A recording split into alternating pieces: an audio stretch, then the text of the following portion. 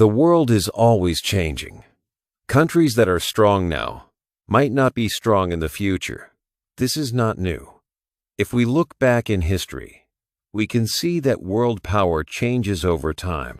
Think about big countries from the past, like the Roman Empire or the British Empire. They were very powerful once, but now none of them exists anymore. This video is about these big changes in world power. We will look at how power moves from one country to another. We will try to understand this in a simple and clear way. Learning about it will give you ideas about how and why world can change, and how and why it will change your life as well. To understand these changes, we will use a method from Ray Dalio. He is a billionaire businessman, but he also studies how the world works, especially money and power. His idea is that history repeats itself in cycles. Think of it like seasons. There are always summers and winters. The other word for it is a cycle. History also has its own seasons, with very good times and very bad times, coming again and again. We will look at these cycles to see what we can learn. Ray Dalio says there are three main things that change world power. Imagine these as big forces that push and pull countries. First, there is the money and debt cycle. This is like a country's money story. Sometimes countries have a lot of debt, like when you borrow too much money. This can cause problems for their power. Second, there is the power and wealth cycle inside a country. This is about how rich and poor people are, and how much power different groups have in the country. If there is a big gap between rich and poor, it can cause problems too. Third, there is the power cycle between countries. This is about how strong different countries are compared to each other. Sometimes a new country becomes stronger and starts to challenge the old powerful country. This can also change world power. In this book, we will explore these three big cycles. We will look at history to understand how they work and how they change world power. It's important to remember that we cannot know everything. The world is very complex, and there are many things we don't understand. But by looking at the big picture and using simple ideas, we can learn a lot about how the world changes. 2. Money and debt cycles. Money and debt are important parts of the economy. They go through cycles, like the seasons. Understanding these cycles helps us understand how the world economy changes. Money is what we use to buy things. Credit is like borrowing money to spend now and pay back later. Debt is what you owe when you borrow money. When people and businesses borrow and spend, the economy grows. This is the start of a debt cycle. At the beginning, debt is low, and money is often hard money. Hard money is something real, like gold. Then, people start to use claims on hard money. These are like promises, pieces of paper that say you can get real money, like notes. Slowly, people borrow more and more. Debt increases. This can be good for a while. People buy more, businesses grow, and jobs are created. But if debt grows too fast, problems start. Sometimes people cannot pay back their debts. This is a debt crisis. Businesses may close, people lose jobs, and the economy slows down. Sometimes countries cannot pay back their debts either. This can cause big problems for everyone. When there is a debt crisis, countries may have defaults. This means they stop paying their debts. They may also have devaluations. This means their money becomes worth less compared to other money, or things like gold. To help the economy when it is down, central banks often act. Central banks are like the banks for all the other banks in a country. They can try to make borrowing cheaper by lowering interest rates. They can also print more money. Printing money can help in the short term, but if they print too much money, it can become less valuable. Some money is more important in the world than other money. The money that many countries and people use for trade and saving is called a reserve currency. The US dollar is currently the main reserve currency. Having a reserve currency is powerful for a country, but it can also lead to problems over time. These money and debt cycles are always happening. Understanding them helps us see how economies grow and shrink, and how money changes its value. 3. How money changes. Money is something we use every day. But money is not always the same. The value of money can go up and down. Sometimes, money can even become worthless or disappear completely. Think about old money from many years ago. Some countries used to have different types of money that are not used now. This shows that money changes over time. What does money lose value against? Sometimes it loses value against gold. Gold is a metal that people have always seen as valuable. If money loses value against gold, it means you need more of that money to buy the same amount of gold. Money also loses value against things we buy, like food, houses, and petrol. This is called inflation. When money loses value against these things, it means things become more expensive. You need more money to buy the same things you bought before. History shows us that this has happened many times. Countries have had their money lose value. Sometimes, a country's money was important around the world, like a reserve currency. But over time, this money could also lose its value and stop being a reserve currency. Why does money change value? One reason is when governments print more money. If there is more money, but not more things to buy, the money becomes less valuable. This is called monetary inflation. It is like having more water in a glass. The water level goes down. When money loses value, it can be a problem for people and countries. It is important to understand that money is not always stable and can change over time. Knowing this helps us to understand the world of money better. 4. Old empires and their money. In the past, there were powerful countries called empires. These empires controlled many lands and were very rich. Two famous old empires are the Dutch Empire and the British Empire. They were important for a long time, and their money was used around the world.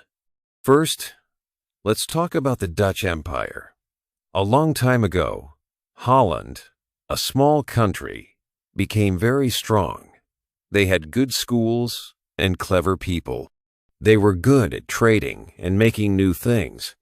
Their ships went everywhere to buy and sell goods. Because of this, they became rich and powerful in the 1600s. Their money was called the Dutch guilder, and it was used a lot in Europe and other places for trade. But after some time, other countries became stronger. The Dutch started to have problems with debt and wars, especially with Britain. Slowly, the Dutch Empire became less powerful. Then, the British Empire became very strong. Britain also had good schools and made new things. They traded all over the world, just like the Dutch. The British Empire grew and grew. In the 1800s, Britain was the most powerful country in the world. Their money was the British pound. It was used everywhere for trade and savings. People trusted the British pound. But, like the Dutch, the British Empire also started to have problems. They spent too much money, and other countries like America became more powerful. After World War II, Britain was not as strong as before. Both the Dutch guilder and the British pound were important currencies. When these empires were strong, their money was strong. People used their money because they trusted the empires. But when the empires became weaker, their money also became less important. The British pound slowly became less important than the money of the new powerful empire, America, and its dollar. When empires rise, their money becomes important. When empires fall, their money becomes less important. This is a cycle that has happened many times in history. Understanding old empires and their money helps us understand how the world changes. 5. The USA and the dollar. The United States became a very powerful country, and its money, the dollar, became important all over the world. This happened after the Second World War. After the war, many countries made an agreement called Bretton Woods. This agreement said that the dollar was linked to gold, and other countries' money was linked to the dollar. This made the dollar very strong and useful for world trade. After some years, things started to change. The rules of Bretton Woods began to have problems. In the late 1960s, the USA had economic problems. They started to spend more money than they had. This made people lose trust in the dollar. In 1971, the USA stopped saying that dollars could be exchanged for gold. This was the end of the Bretton Woods system. After this, the world used a new money system. This new system is called a fiat system. In a fiat system, money is not linked to gold or anything real. Its value comes from the government and people's trust. This new system gave the USA more freedom to print money, but it also brought new problems. In the 1970s, there was a lot of inflation in the USA and other countries. Inflation means that prices go up, and money buys less. To stop inflation, the USA had to make big changes in its money policy around 1980. This helped to bring inflation down, but it also caused some problems. The USA has a central bank called the Federal Reserve, or the Fed. The Fed tries to control the economy by changing interest rates and the amount of money in the system. After 2008, there was a big financial crisis. To help the economy, the Fed did something new. It started to print a lot of money and buy things to support the economy. This is called quantitative easing. Now, the USA is in a position where it has a lot of debt. Interest rates are very low. Some people worry about inflation again. The USA is still a very powerful country, and the dollar is still the world's most important money. But there are also challenges. It is important to watch how the USA manages its money and debt in the coming years. This will affect not only the USA, but also the whole world. 6. China's rise. China has been a very powerful country for a long time in history. For many centuries, China was richer and more powerful than countries in Europe. They were good at making things and trading. But around the year 1800, this started to change. In the 1800s and early 1900s, China became weaker. European countries and America became stronger. China had problems with its government and economy. There were wars and poverty. From being a world power, China became a much weaker country. This time is called the Century of Humiliation in China. After many years of problems, China changed its direction. Starting in 1978, China began to make big changes to its economy. These changes are called economic reforms and opening up. China started to use ideas from capitalism, like having businesses that make profit. They also opened up to trade and investment from other countries. These changes helped China's economy grow very fast. Millions of people became richer. China became a big factory of the world, making things for other countries to buy. Today, China is the second biggest economy in the world. It is also becoming stronger in technology and military power. Now, China is a very important country again. It is a big power in the world, like the United States. But the US and China are different in some ways. The US is still stronger in some areas, like having the world's money, the dollar.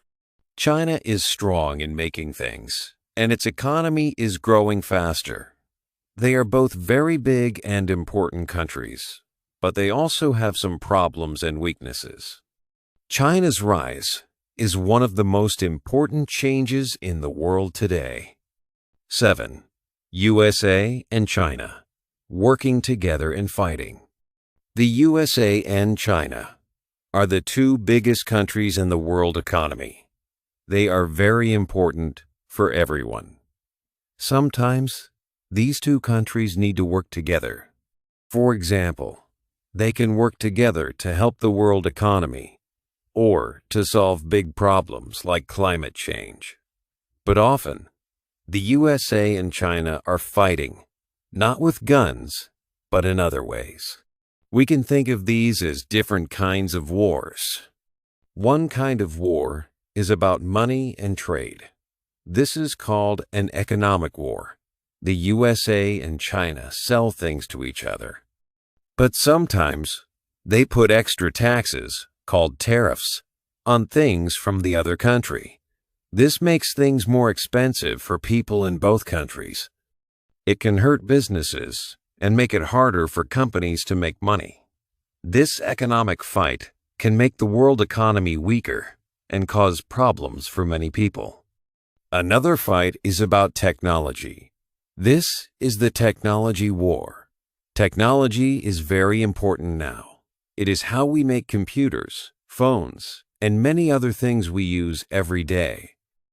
The USA and China both want to be the best in new technologies. They try to stop each other by making it harder for companies to buy and sell technologies. This can slow down new ideas and make technology more expensive for everyone. There is also a geopolitical war. This is about power and influence in the world. The USA is still the most powerful country, but China is becoming stronger very quickly. They want to have more influence in different parts of the world, like Asia and Africa. They disagree about many things, like rules for international waters and how countries should behave. This fight for power can make some areas of the world less safe and less stable. A capital war is another kind of fight. This is about money and investments going between countries. The USA and China have different rules about how money moves and how investments work. The USA wants China to change its rules to be more like theirs. This capital war can make it harder for companies to invest and do business in both countries and across the world. The most serious war people talk about is a military war. This is a real war with soldiers and weapons. The USA and China both have very strong armies and navies. They watch each other carefully in areas like the South China Sea. If there was a military war, it would be very dangerous for everyone and could hurt many innocent people. People are working hard to avoid this kind of war. There is also something like a culture war. People in the USA and China have different cultures, histories, and ideas about what is important. Americans often value individual freedom very much. Chinese culture often values the good of the group and respect for leaders. These cultural differences can sometimes lead to misunderstandings and make it harder for the countries to agree on things and trust each other. These different wars between the USA and China are very risky. They can make the world a more dangerous place for everyone. They can also make the world economy weaker and poorer. It is very important for the USA and China to find ways to talk to each other and work together. If they can find ways to cooperate and understand each other, it will be good for both countries and for the whole world. If they only focus on fighting, it could create big problems for all of us. 8. Problems inside countries. Every country has times of peace and times of trouble. This chapter talks about these times inside a country. It is like a cycle. First, things are usually calm and organized. Then, slowly, problems start to appear. One big problem is money. If some people have a lot of money and others have very little, this can cause trouble. It's not fair, and people get angry. Another problem is when people have very different ideas about politics. If people can't agree on what is right for the country, they start to fight. Also, if the economy is not doing well, people become unhappy. They may lose their jobs or have less money. These problems can make a country go from order to disorder. Imagine a country is doing well. People have jobs, and there is peace. This is a good time. But then, things can change. People might start to want more and more. They might borrow too much money. Some people might get too rich, and others are left behind. Slowly, the peace starts to break. People argue more. They might even start to protest or fight. In the worst cases, this can lead to big problems, like civil wars or revolutions. In these times, the country is in disorder. It is a very difficult time for everyone. Think about the USA now. There are some problems inside the country. There are wealth gaps. Some people are very rich, and some people are poor. There are also political differences. People on different sides don't agree on many things. It is important to watch these problems. They can show us where the country is in its cycle of order and disorder. Understanding this cycle can help us see what might happen next. Hey there! Just a second before you go. If you learned something new today, please give this video a like, write your thoughts in the comments, and subscribe to the channel. It only takes a second, and it really, really helps to create even better English videos for you. Your support means the world. Thank you.